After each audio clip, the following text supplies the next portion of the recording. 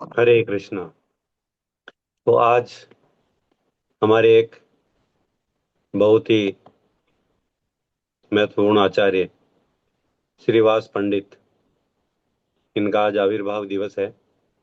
तो आज हम इनके बारे में थोड़ा सुनने का प्रयास करेंगे, जानने का प्रयास करते हैं।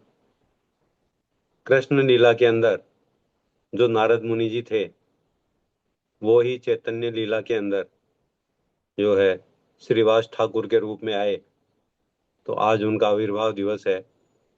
हम लोग जैसे पंचतत्व मंत्र पढ़ते हैं कि श्री कृष्ण चैतन्य प्रभु नित्यानंद श्री अद्वैत गदाधर श्रीवास आदि गौर भक्त वृंद। तो ये जो श्रीवास हैं, ये वो ही नारद मुनि जी हैं। तो श्रीवास ठाकुर जो है चैतन्य महाप्रभु के आविर्भाव के लगभग 30 वर्ष पूर्व बांग्लादेश के एक श्रीहट नामक जगह के अंदर इनका आविर्भाव हुआ था। तो उस समय जो है, जब इनका आविर्भाव हुआ था, तो उस समय वहाँ पर जो पूरे बंगाल के अंदर एक काली देवी की जो है बहुत ही भक्त थे, और वहाँ उनका बहुत प्रचार था काली देवी का। तो उस समय जो है पाखंड का बहुत बोलबाला था, और बलि प्रथा भी थी। और इस समय जो है श्रीवास ठाकुर का वहाँ पे प्राकट्य हुआ। तो उस समय जो है चैतन्य महाप्रभु जो है श्रीवास आंगन के अंदर प्रतिदिन जाया करते थे, और वहाँ पे वो संकीर्तन किया करते थे। पूरी रात संकीर्तन चलता था, और कभी कभी तो 72 घंटे तक जो है लगातार वहाँ पे कीर्तन हुआ करता था। तो वहाँ के जो ब्राह्मण पंडित थे, वो लोग जो है उनसे बहुत चिढ़ते थे, और वे ब्राह्मण सोचते थे कि हम ब्राह्मण होकर हमारा कोई आदर सत्कार नहीं करता, और श्रीवास को सब आदर सत्कार करते हैं और बहुत बड़े भक्त के रूप में उनको जानते हैं। तो इनका तो कोई उपाय करना होगा। इस प्रकार से वो इनसे चिढ़ते थे, और वो सोचते थे कि इनको तो कोई ना कोई उपाय इनके लिए करना पड़ेगा, जिससे इनकी ख्याति कमजोर हो जाए। तो ऐसा सोचकर वे ब्राह्मण जो है कुछ जादू टोना वाली जो कुछ सामग्री जो है एक दिन मांस के कुछ चिथड़े लेकर और उनके घर के बाहर रख दिया, श्रीवास आंगन के बाहर। और वो ब्राह्मण ये दिखाना चाहता था कि तुम तो श्रीवास को जो है इतना बड़ा भक्त समझते हो, लेकिन यह तो पाखंडी दुर्गा का भक्त निकला, और ये तो मांस खाता है। और ये प्रस्तुत करना चाहता था वो ब्राह्मण।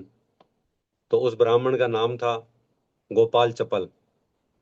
तो ये गोपाल चपक नामक जो ब्राह्मण था, ये उनसे ईर्ष्या करता था, और उसने ऐसी करतूत की एक दिन।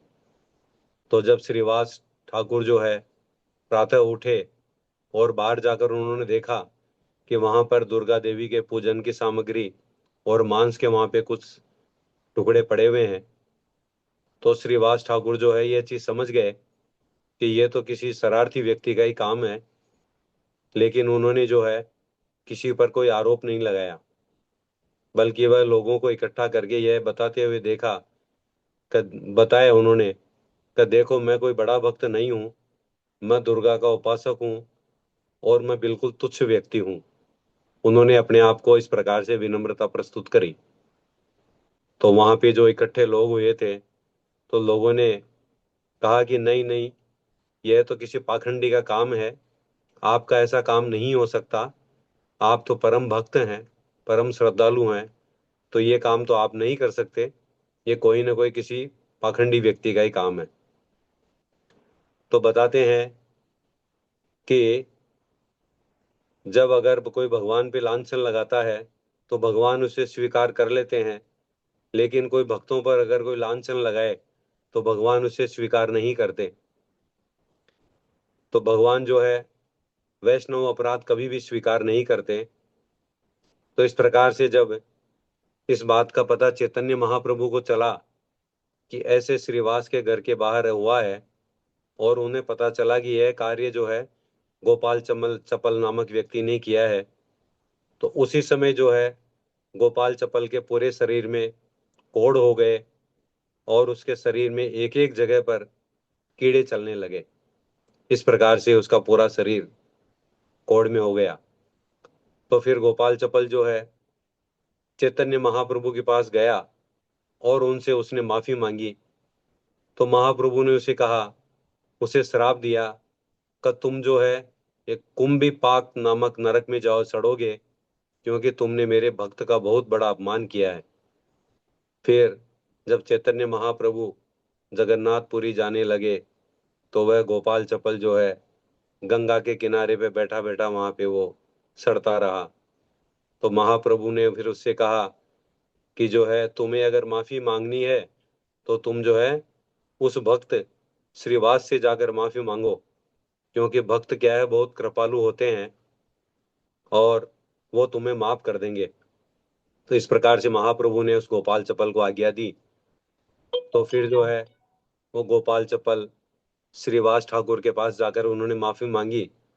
तो श्रीवास ठाकुर ने जो है इतने दयालु थे कि उन्होंने उसे माफ कर दिया और माफ करके उसका आलिंगन किया। तो उसका आलिंगन करते ही जो है उसका कोढ़ दूर हो गया और ऐसा हुआ कि जैसे कुछ हुआ ही नहीं हो। इस प्रकार से उनका जो है सारा कोढ़ दूर हो गया। तो इससे क्या है, हमें ये शिक्षा मिलती है कि हमें जो है कभी किसी भक्त से ईर्ष्या नहीं करनी चाहिए और हमें सभी जो है भक्तों का हमें आदर सम्मान करना चाहिए, क्योंकि भक्त जो है वो भगवान के एक प्रतिनिधि होते हैं। तो अगर हमने भक्त का अपमान किया तो समझो कि हमने भगवान के प्रति अपमान कर दिया। ऐसे ही एक बार की घटना और आती है कि एक बार जो है श्रीवास के आंगन के अंदर संकीर्तन हो रहा था पूरी रात। तो श्रीवास के पुत्र की मृत्यु हो गई उसी समय। और मृत्यु होने के बाद में श्रीवास ये सोच रहे थे कि मेरे पुत्र की मृत्यु के कारण जो है महाप्रभु के संकीर्तन में कोई बाधा उत्पन्न ना हो, क्योंकि महाप्रभु भी उस समय जो है उस संकीर्तन में थे वहां पे। तो अगर मैं रोऊंगा तो मेरी पत्नी रोएगी, तो महाप्रभु के संकीर्तन में बाधा उत्पन्न होगी। तो ऐसा कौन भक्त होगा जो अपने पुत्र की मृत्यु के बाद भी इतना कंप्रोमाइज कर रहा है।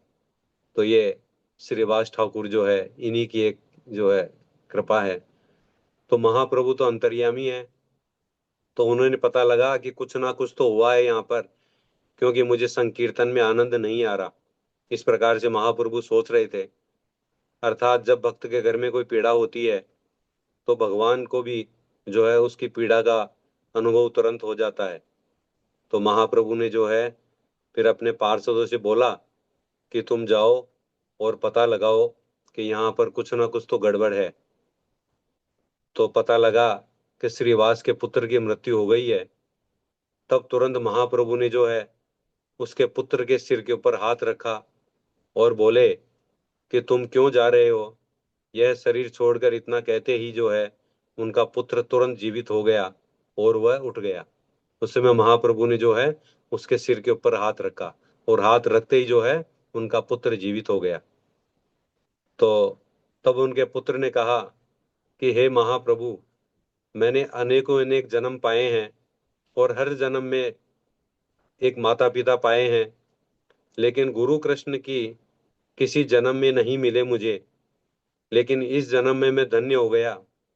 और हर जन्म में जब मैं मरता था तो दुख होता था, परंतु इस जन्म में जो है जब मैं अभी शरीर छोड़ रहा हूँ तो आपका दर्शन करके मैं अपना शरीर त्याग कर रहा हूँ। तो इससे क्या है, मुझे बहुत बड़ी प्रसन्नता हो रही है। इस प्रकार से उस बालक ने कहा महाप्रभु को। इतना कहकर जो है वो बालक बच्चा जो है वापस शांत हो गया। और शांत होने के बाद महाप्रभु जो है फिर श्रीवास से बोले कि हे श्रीवास, आज तुम्हारा एक पुत्र गया है तो क्या है, आज से तुम्हारे दो पुत्र हैं, नित्यानंद प्रभु और मैं स्वयं। तुम्हारी सेवा में आज से कोई कमी नहीं आएगी। इस प्रकार से जो है महाप्रभु ने उनको जो है आश्वासन दिया। और तुम्हारे घर में आज से किसी भी प्रकार का कोई अमंगल कार्य नहीं होगा और तुम्हारे घर में जो है कोई दरिद्रता नहीं आएगी। इस प्रकार से नित्यानंद प्रभु और चैतन्य महाप्रभु दो पुत्र के रूप में हमेशा श्रीवास की सेवा करने लग गए। इतने महाप्रभु दयालु हैं। तो ऐसी एक घटना और आती है कि जब श्रीवास आंगन के अंदर रात को कीर्तन हो रहा था, तो एक गांव का एक ब्राह्मण था। वो ब्राह्मण जो है उसके घर में आए और कहने लगे श्रीवास से कि मुझे जो है सिर्फ एक बार जो है आप महाप्रभु के कीर्तन में भाग लेने दीजिए। तो श्रीवास ने जो क्या किया उनको कि एक कोने में छुपा कर बैठा दिया, क्योंकि महाप्रभु जो है कीर्तन जब करते थे तो वो चाहते थे कि भक्त जो है भक्त ही कीर्तन कर सकता है, ये और लोग जो है कीर्तन में इतना इंटरेस्ट नहीं लेते। तो वो ब्रह्मचारी की जब इच्छा हुई तो ब्रह्मचारी को जो है श्रीवास ने कहीं पे छुपा कर जो है संकीर्तन के अंदर बैठा दिया। और जब संकीर्तन होता था तो महाप्रभु को उसमें आनंद नहीं आता था। तो महाप्रभु ने सोचा कि यह फिर क्या हुआ। तभी महाप्रभु ने श्रीवास को बुलाया और कहा कि जो है हमें संकीर्तन में आनंद नहीं आ रहा है, तो आज फिर क्या हुआ। तो श्रीवास को डर लगा कि महाप्रभु कहीं यहाँ से हमारे को छोड़कर चले नहीं जाएं। इस प्रकार से उनको डर हुआ। तो फिर जो है श्रीवास ने वो पूरा भेद खोल दिया और कहा कि हे महाप्रभु, इस ब्रह्मचारी की बहुत इच्छा थी संकीर्तन में भाग लेने की, इसलिए जो है मैंने ब्रह्मचारी को यहाँ पर छुपा कर बैठा दिया है। तब महाप्रभु ने श्रीवास को डांटा और कहा कि आपने भक्ति को इतना सरल समझ लिया। भक्ति इतनी आसान नहीं है। चाहे कोई कितना ही प्रकांड ब्राह्मण हो, कितना ही शास्त्रों का ज्ञाता हो, परंतु जब तक कोई कृष्ण के प्रति समर्पित नहीं हो जाता, जब तक वह भक्ति नहीं कर सकता। इस प्रकार से महाप्रभु ने जो है श्रीवास को डांटा और महाप्रभु ने कहा कि निकालो उसको यहाँ से। और यह सोचते हुए बेचारा श्रीवास क्या कहते, उनसे जो है पहले ही वह ब्रह्मचारी जो है वहां से निकल कर चला गया। और वह ब्रह्मचारी जो है ग्लानि महसूस करता हुआ कि मैं सिर्फ एक ब्रह्मचारी होकर भी महाप्रभु की भक्ति प्राप्त नहीं कर सका हूं क्या। इस प्रकार से वो वहां से चला गया। लेकिन महाप्रभु तो अंतर्यामी है। तो महाप्रभु ने उसके मन की बात को समझ गए कि ब्राह्मण जो है बहुत ग्लानि महसूस कर रहा है अपने आप के अंदर, और वो बहुत लज्जित हो गया कि मैं इतना पराक्रम ब्राह्मण हूँ, शास्त्रों का ज्ञाता हूँ, लेकिन इन सब से कुछ नहीं होता जब तक हम भगवान की भक्ति नहीं करेंगे, जब तक हम भगवान का प्रेम प्राप्त नहीं कर सकते। इस प्रकार से वो जो है ब्राह्मण के मन में आया। तो जो है महाप्रभु जो है उसके मन की बात को समझ गए। तो फिर महाप्रभु ने जो है उस सन्यासी को संकीर्तन में भाग लेने की अनुमति प्रदान कर दी। तो फिर चैतन्य महाप्रभु जो है सन्यास लेने के बाद में जो है कुमारहट में रहने लगे। और प्रतिवर्ष जो है नहीं, चैतन्य महाप्रभु के जो सन्यास लेने के बाद में जो है श्रीवास ठाकुर वो कुमारहट में रहने लगे। और प्रतिवर्ष वो जो है रथ यात्रा के दौरान चैतन्य महाप्रभु के दर्शन करने के लिए जगन्नाथपुरी जाने लगे। तो इस प्रकार से जो है आज श्रीवास ठाकुर का आविर्भाव दिवस है। तो आज हम श्रीवास ठाकुर के चरण कमलों में प्रार्थना करते हैं कि हम लोगों की भी जो मति है वो भगवान चैतन्य महाप्रभु के चरण कमलों में लगे और हम भगवान का भजन कर पाएं और श्री चैतन्य महाप्रभु की कृपा के पात्र बन सकें। हरे कृष्णा। जय श्रील प्रभुपाद की जय। जय श्रीवास ठाकुर आविर्भाव दिवस की जय। हरे कृष्णा।